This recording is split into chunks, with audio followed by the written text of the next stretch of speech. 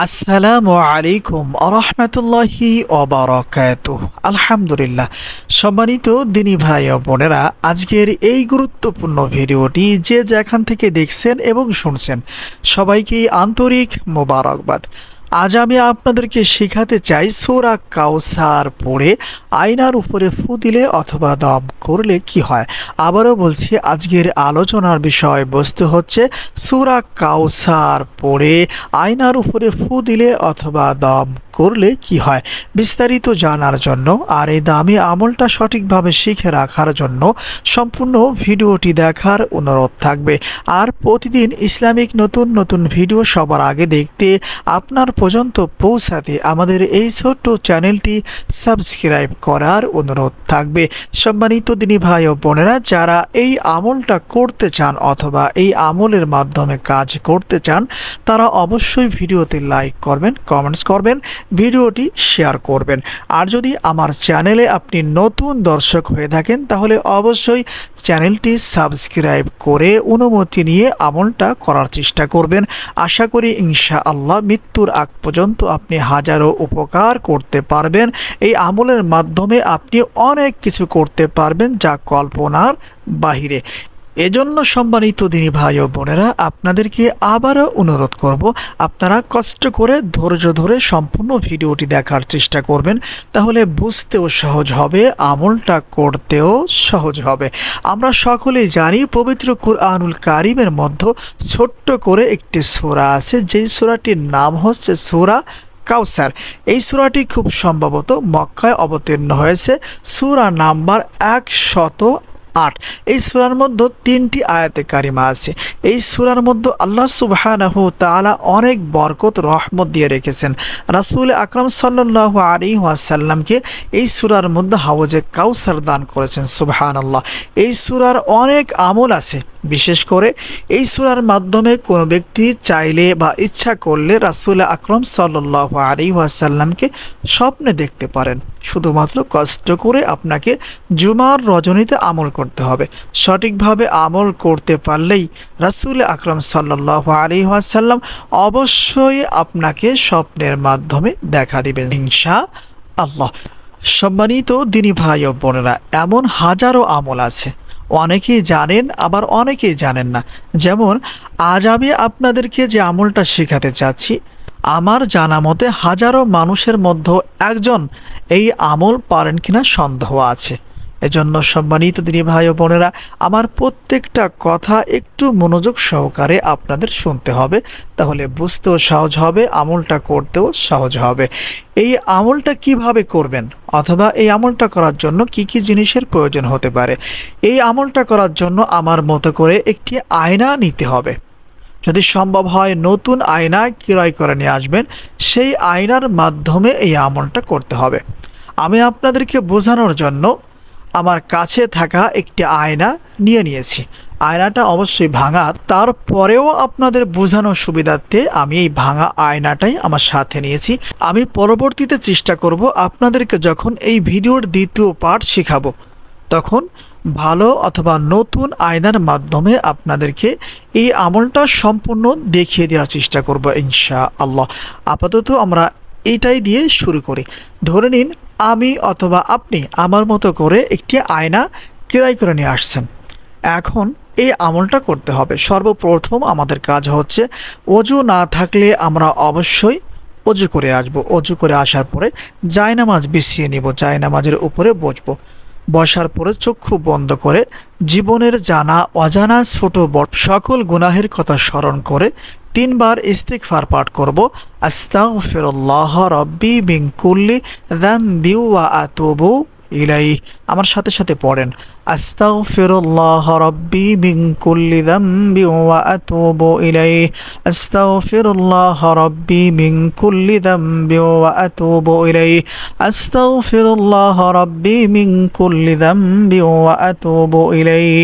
3 বার ইস্তিগফার পাঠ করা হয়ে গেলে আমরা 5 ওয়াক্ত নামাজের মধ্যে যে দুরূদ শরীফটা পড়ে থাকি, যেমন আল্লাহুম্মা সাল্লি আলা মুহাম্মাদ ওয়া আলা আলি মুহাম্মাদ কামা সাল্লাইতা আলা ইব্রাহিম إبراهيم وعلى آل إبراهيم إنك حميد مجيد اللهم بارك على محمد وعلى آل محمد كما باركت على إبراهيم وعلى آل إبراهيم إنك حميد مجيد তিনবার দুরূদ ইব্রাহিম পাঠ করে নেবেন। তবে এখানে একটা জিনিস অবশ্যই খেয়াল রাখবেন, আমি সর্বপ্রথম তিনবার ইস্তিগফার পাঠ করেছি, আয়নার উপরে কোনো ফু দেইনি।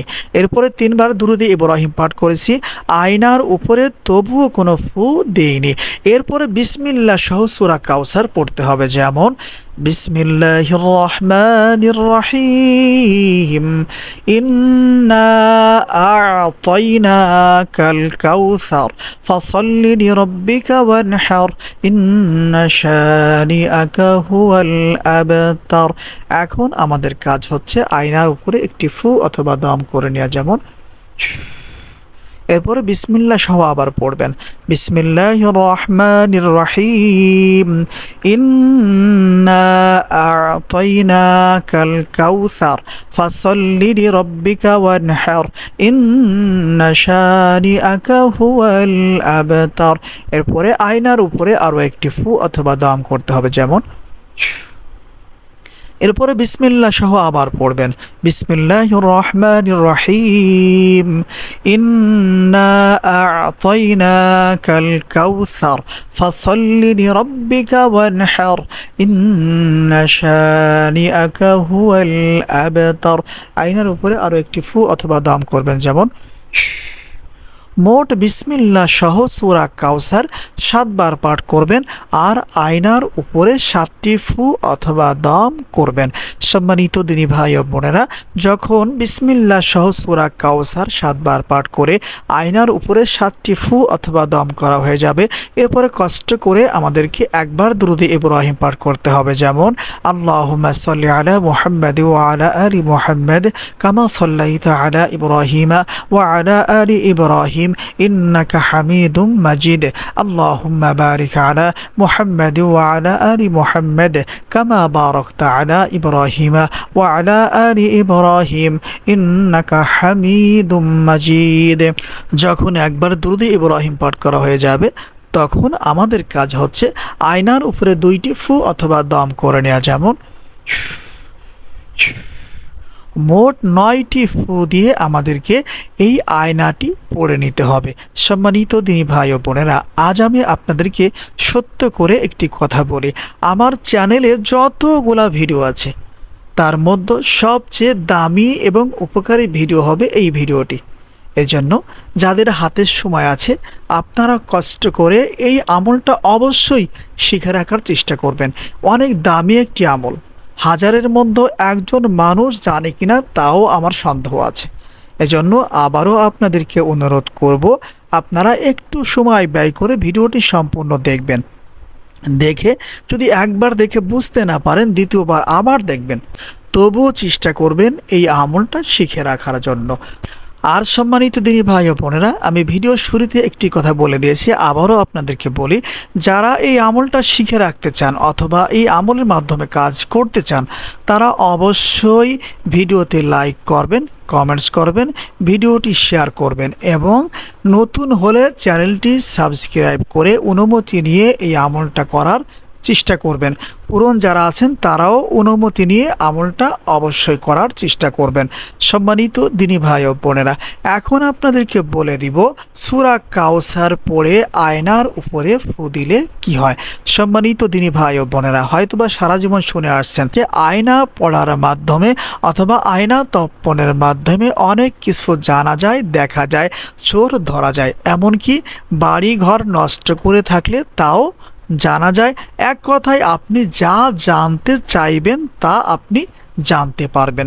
আপনার যদি কোনো লোক হারিয়ে গিয়ে থাকে অথবা আপনার লোক যদি নিখোঁজ হয়ে গিয়ে থাকে অথবা সে কোথাও লুকায় আছে কিনা, বিবাহ শাদী করছে কিনা, বেঁচে আছে কিনা, এক কথায় আপনি যা জানতে চাইবেন এই আমলের মাধ্যমে, আয়না তপ্পনের মাধ্যমে সব কিছু জানতে পারবেন।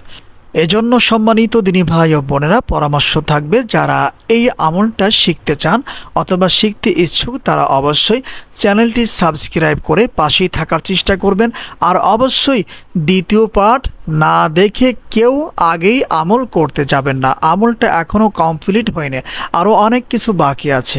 সম্পূর্ণ জেনে বুঝে তারপরে আমলটা করার চেষ্টা করবেন। আশা করি ইনশাআল্লাহ শিখে রাখলে আপনাদের হায়াতে জিন্দেগিতে মৃত্যুর আগ পর্যন্ত উপকারে আসবে ইনশাআল্লাহ। আসসালামু আলাইকুম ওয়া রাহমাতুল্লাহ।